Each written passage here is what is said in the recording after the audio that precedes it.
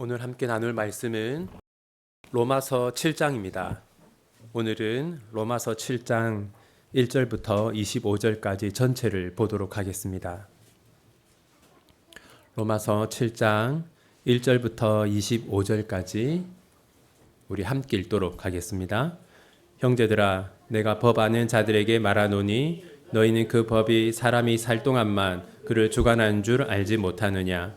남편이 있는 여인이 그 남편 생전에는 법으로 그에게 매인 바 되나 만일 그 남편이 죽으면 남편의 법에서 벗어나느니라. 그러므로 만일 그 남편 생전에 다른 남자에게 가면 음녀라.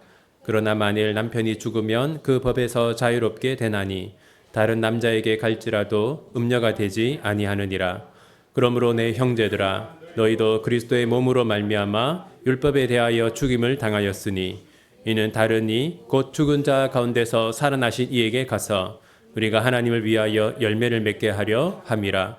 우리가 육신에 있을 때에는 율법으로 말미암는 죄의 정욕이 우리 지체 중에 역사하여 우리로 사망을 위하여 열매를 맺게 하였더니 이제는 우리가 얽매였던 것에 대하여 죽었으므로 율법에서 벗어났으니 이러므로 우리가 영의 새로운 것으로 섬길 것이요 율법 조문에 묵은 것으로 아니할지니라. 그런즉 우리가 무슨 말을 하리요? 율법이 죄냐? 그럴 수 없느니라. 율법으로 말미암지 않고는 내가 죄를 알지 못하였으니 곧 율법이 탐내지 말라 하지 아니하였더라면 내가 탐심을 알지 못하였으리라. 그러나 죄가 기회를 타서 계명으로 말미암아 내 속에서 온갖 탐심을 이루었나니 이는 율법이 없으면 죄가 죽은 것임이니라.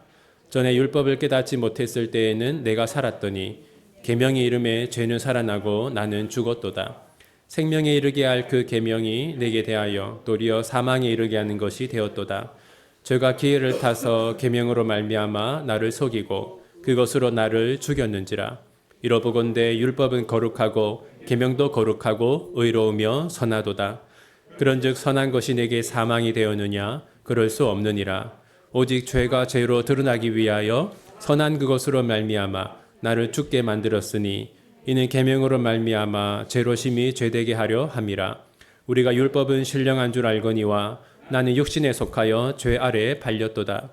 내가 행하는 것을 내가 알지 못하노니 곧 내가 원하는 것은 행하지 아니하고 도리어 미워하는 것을 행함이라. 만일 내가 원하지 아니하는 그것을 행하면 내가 이로써 율법이 선한 것을 시인하노니 이제는 그것을 행하는 자가 내가 아니요 내 속에 거하는 죄니라. 내 속 곧 내 육신에 선한 것이 거하지 아니하는 줄을 아노니 원함은 내게 있으나 선을 행하는 것은 없노라. 내가 원하는 바 선은 행하지 아니하고 도리어 원하지 아니하는 바 악을 행하는도다. 만일 내가 원하지 아니하는 그것을 하면 이를 행하는 자는 내가 아니요 내 속에 거하는 죄니라. 그러므로 내가 한 법을 깨달았노니 곧 선을 행하기 원하는 나에게 악이 함께 있는 것이로다. 내 속사람으로는 하나님의 법을 즐거워하되 내 지체 속에서 한 다른 법이 내 마음의 법과 싸워 내 지체 속에 있는 죄의 법으로 나를 사로잡는 것을 보는도다. 오라, 나는 공고한 사람이로다. 이 사망의 몸에서 누가 나를 건져내랴. 우리 주 예수 그리스도로 말미암아 하나님께 감사하리로다. 그런즉 내 자신이 마음으로는 하나님의 법을 육신으로는 죄의 법을 섬기노라. 아멘. 바울은 5장에서 이렇게 말했습니다. 5장 20절인데요. 우리 함께 읽겠습니다. 율법이 들어온 것은 범죄를 더하게 하려 함이라. 그러나 죄가 더한 곳에 은혜가 더욱 넘쳤나니. 이 말씀 보시면 율법은 범죄를 더하게 하기 위해서 주셨다. 이렇게 말합니다. 이게 어떤 뜻이냐면 율법의 역할이란 우리를 구원하는 데 있는 것이 아니라 우리의 죄를 깨닫게 하는 것이다 라고 말하는 겁니다. 율법이 우리를 구원할 수 없다. 여기까지 들으면 사람들은 어떤 생각을 하겠습니까? 그렇다면 율법은 부족하고 악하고 우리에게 필요 없는 것인가? 그런 생각을 하게 되겠죠. 그래서 바울은 오늘 본문 7장에서 율법이란 무엇인지 율법의 성질에 대해서 설명합니다. 먼저 1절 함께 읽겠습니다. 형제들아, 내가 법 아는 자들에게 말하노니 너희는 그 법이 사람이 살 동안만 그를 주관하는 줄 알지 못하느냐. 일반적으로 성경에서 법이라고 하면 율법을 말하는데요. 로마서 7장에서 법은 로마법을 말합니다. 바울은 로마법을 통해서 율법이란 무엇인지를 설명해요. 바울이 율법을 설명하기 위해서 예로 드는 로마법은 로마법 중에서도 결혼법입니다. 우리 2절 함께 읽겠습니다. 남편이 있는 여인이 그 남편 생전에는 법으로 그에게 매인바 되나 만일 그 남편이 죽으면 남편의 법에서 벗어나느니라. 2절에 나와 있는 대로요. 로마법에 따르면 남편이 살아있는 동안은 여자는 재혼을 할 수가 없었어요. 하지만 남편이 죽으면 재혼을 할 수가 있었죠.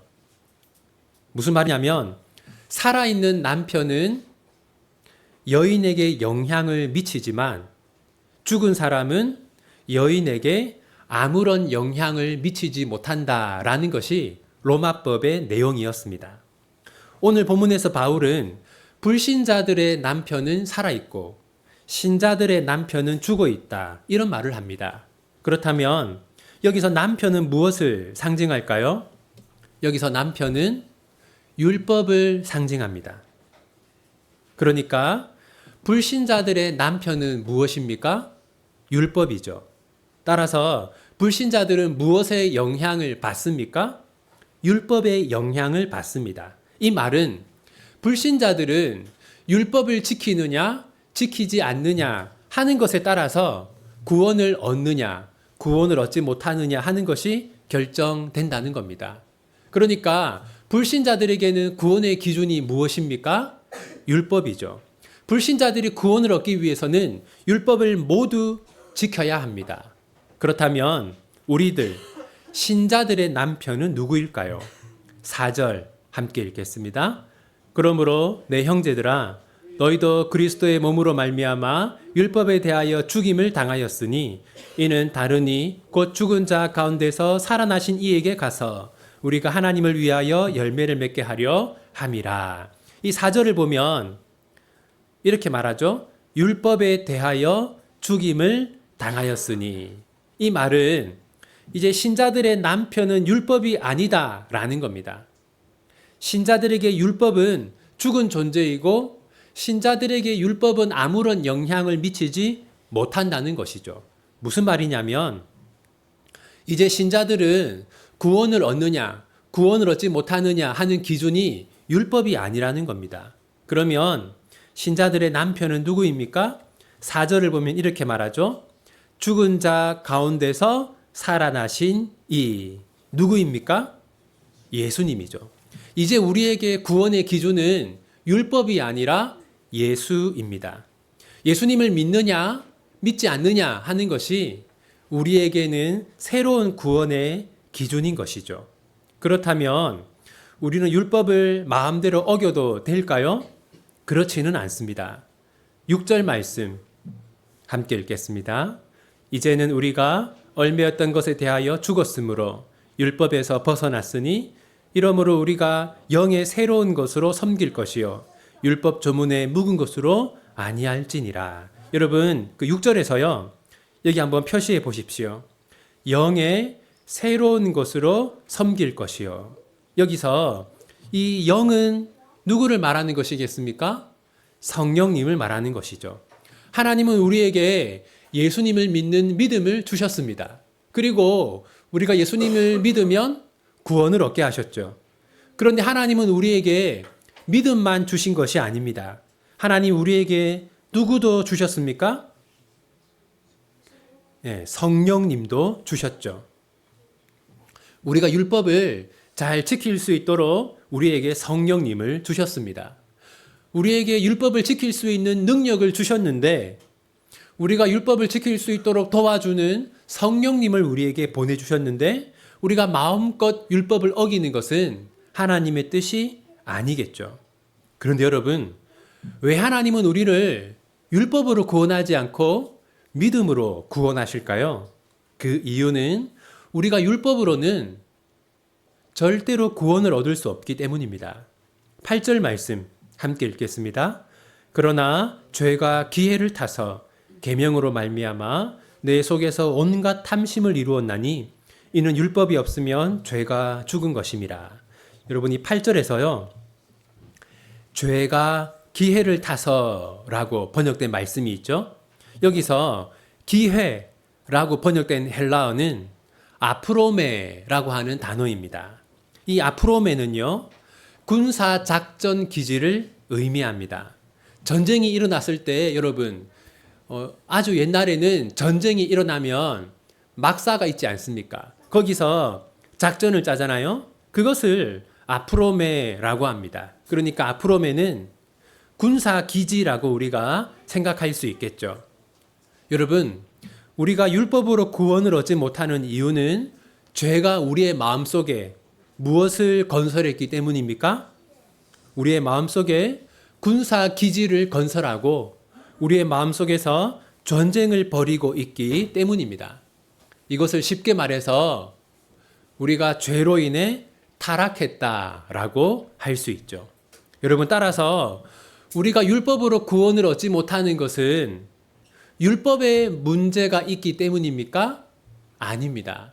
율법에 문제가 있는 것이 아니라 누구에게 문제가 있는 겁니까? 우리에게 문제가 있는 것이죠.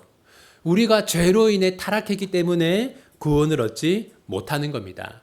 그러니까 바울이 하고자 하는 말은 우리가 율법으로 구원을 얻지 못하는 것은 율법이 부족해서가 아니라 우리가 부족해서 그렇다. 그 말을 하는 것이죠. 그리고 우리가 죄로 인해 타락한 결과를 바울은 이렇게 말합니다. 15절 함께 읽겠습니다. 내가 행하는 것을 내가 알지 못하노니 곧 내가 원하는 것은 행하지 아니하고 도리어 미워하는 것을 행함이라. 여러분, 죄가 우리 마음속에 무엇을 지었다고 했습니까?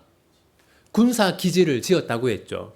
그 결과를 보여주는 겁니다. 15절을 보면 내가 원하는 것은 행하지 아니하고 이렇게 말하죠. 이것은 쉽게 말해서 우리가 아는 대로 행하지 않는다라는 겁니다. 여러분 예를 들어서요. 여러분 10계명 가운데 10번째 계명 잘 아시죠? 10번째 계명이 뭡니까? 네, 탐내지 말라. 탐내지 말라. 여러분 탐내지 말라는 것은 이웃을 시기하거나 이웃을 질투하지 말고 자기 삶에 만족하라라는 겁니다. 여러분 이러한 10계명 이 내용을 여러분 잘 알고 있죠? 우리 다 알고 있단 말이에요. 우리가 알고 있기 때문에 우리가 시기하지 않고 질투하지 않고 우리의 삶에 온전히 만족을 합니까? 하지 않죠. 우리는 이 10계명을 알면서도 어깁니다. 바로 이것이 우리가 타락한 결과입니다. 죄가 우리의 마음에 군사 기지를 건설한 결과이죠. 우리는 알면서도 아는 대로 행하지 않습니다. 알면서도 죄를 짓죠. 정리하면 우리가 율법으로 구원을 얻을 수 없는 이유는 다음과 같습니다. 첫 번째는 죄가 우리 안에 거하기 때문입니다. 17절 함께 읽겠습니다. 이제는 그것을 행하는 자가 내가 아니요 내 속에 거하는 죄니라. 여기 이렇게 말하죠. 내 속에 거하는 죄니라. 그러니까 우리 안에 죄가 자리를 잡고 살고 있는 겁니다. 그렇기 때문에 우리는 율법을 다 지킬 수 없고 율법으로 구원을 얻을 수가 없죠. 두 번째는 죄로 인해 선을 행할 능력이 사라졌기 때문입니다. 18절 함께 읽겠습니다. 내 속, 곧 내 육신에 선한 것이 거하지 아니하는 줄을 아노니 원함은 내게 있으나 선을 행하는 것은 없노라. 선을 행하는 것은 없노라 라는 것은 선을 행할 능력이 우리에게 없다라는 겁니다. 세 번째는요, 우리는 죄로 인해서 선을 행하기보다 악을 행하는 것을 더 좋아합니다. 19절 함께 읽겠습니다. 내가 원하는 바 선은 행하지 아니하고 도리어 원하지 않은 바 악을 행하는도다. 여러분, 자 여기 하나님의 말씀이 있고 여기 이제 하나님의 말씀이 있고 게임이 있습니다. 오락. 여러분 이 게임을 하는 것이 더 선하겠습니까? 하나님 말씀을 보는 것이 더 선하겠습니까? 네, 저는 게임이 악하다 그렇게까지는 생각하지 않아요. 하지만 분명히 게임을 하는 것보다는 하나님 말씀이 더 선하다는 것을 우리가 알죠. 그럼 여러분에게 한번 선택을 하라고 했을 때 여러분은 게임을 택하겠습니까? 하나님 말씀 묵상하는 것을 택하겠습니까? 네. 여러분, 우리가 무엇이 선한지를 알면서도 우리는 선을 행하는 것보다 악을 행하는 것을 더 좋아합니다. 그러니까 우리가 바로 이런 사람이라는 것이죠. 우리는 죄로 인해 타락했고 선을 행할 능력이 없고 악을 행하는 것을 더 좋아합니다. 따라서 여러분, 만약 여러분에게 하나님이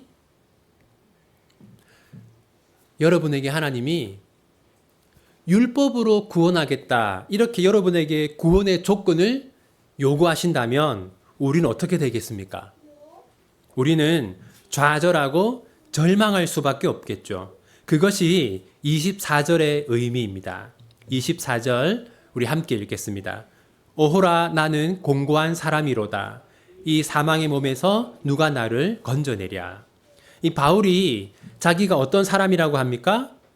공고한 사람이로다. 여기서 공고한으로 번역된 헬라어는 탈라이포로스라고 합니다. 이것은 불행한 사람 또는 불쌍한 사람을 의미합니다. 이게 무슨 말이냐면 만약 하나님이 우리에게 구원의 조건으로 율법을 요구하신다면 우리는 참으로 불쌍한 사람이다라는 겁니다. 왜냐하면 우리에게는 율법을 행할 능력이 없기 때문이죠. 하지만 하나님은 감사하게도 우리를 율법으로 구원하지 않습니다. 우리를 율법으로 구원하지 않고 믿음으로 구원하시죠. 따라서 우리는 하나님에게 어떤 마음을 가져야 합니까? 25절 함께 읽겠습니다. 우리 주 예수 그리스도로 말미암아 하나님께 감사하리로다. 그런즉 내 자신이 마음으로는 하나님의 법을 육신으로는 죄의 법을 섬기노라. 만약 하나님이 우리에게 구원의 조건으로 율법을 요구하셨다면 우리는 날마다 절망하고 탄식하고 오호라 나는 불쌍한 사람이로다 하면서 살았을 겁니다. 하지만 우리는 율법으로 구원을 얻지 않습니다. 율법은 우리에게 아무런 영향을 미치지 못합니다. 우리는 율법으로 구원을 얻는 게 아니라 예수님을 믿는 믿음으로 구원을 얻습니다. 그래서 우리는 오늘 본문의 바울처럼 탄식하면서 사는 것이 아니라 부족하고 자격 없는 우리를 오직 믿음으로 구원하신 하나님께 감사하며 또한 찬양하며 사는 것이죠. 이제 오늘 본문의 교훈을 살펴보겠습니다. 첫 번째는요, 우리는 율법에 대하여 죽은 사람이다라는 겁니다. 여러분, 불신자들은 율법에 대하여 살아 있습니다. 이게 무슨 말이냐면 불신자들은 율법을 지켜야 구원을 얻는다라는 것이죠. 하지만 우리는 율법에 대하여 죽어 있습니다. 하나님이 우리에게 요구하신 구원의 조건은 율법이 아니라 믿음입니다. 두 번째는 우리는 율법의 열매를 맺어야 합니다. 우리가 율법에 대하여 죽었다는 것은 우리가 율법을 어겨도 된다라는 뜻이 아닙니다. 하나님은 우리에게 성령님을 보내주셨습니다. 우리가 율법을 지키는 것을 도우려고 성령님을 보내주신 것이죠. 그러므로 우리는 성령님을 힘입어 율법을 지키기 위해 노력해야 합니다. 세 번째는 아는 것으로 충분하지 않다입니다. 여러분, 말씀을 배우는 것은 매우 중요하죠. 그런데 말씀을 배우는 것만으로는 충분하지 않습니다. 만약 우리가 아는 대로 살 수 있는 사람이라면 말씀을 듣고 배우는 것만으로 충분할 겁니다. 그런데 우리는 어떤 사람이라고 했습니까? 우리는 아는 대로 살 수 없는 사람이라고 했죠. 그래서 우리는 날마다 두 가지를 행해야 합니다. 첫 번째는 회개입니다. 우리는 우리가 알면서도 아는 대로 살지 않는 것을 날마다 회개해야 합니다. 두 번째는 기도입니다. 우리가 아는 대로 살아갈 수 있도록 도와달라고 날마다 하나님께 기도해야 합니다. 그래야 우리는 아는 것과 행하는 것이 일치하는 그런 사람이 될 것입니다. 이제 말씀을 맺겠습니다. 칼뱅 선생님은 기독교 강요에서 이렇게 말했습니다. 내가 어떤 존재인지 알기 위해서는 먼저 하나님을 알아야 한다. 하나님이 어떤 분인지 알아야 내가 어떤 존재인지를 알 수 있다. 이게 어떤 뜻이냐면요. 대부분의 사람들은 자신이 옳고 거룩하고 바르다고 생각합니다. 여러분, 우리가 이 싸움을 하면 잘 알 수 있어요. 우리가 싸움을 할 때 나도 그렇고 상대방도 그렇고 다 뭐라고 합니까? 나는 옳고 바르고 당신이 틀렸다라고 우리가 항상 얘기하죠. 대부분의 사람들은 자기 자신이 옳고 바르고 거룩하다고 생각해요.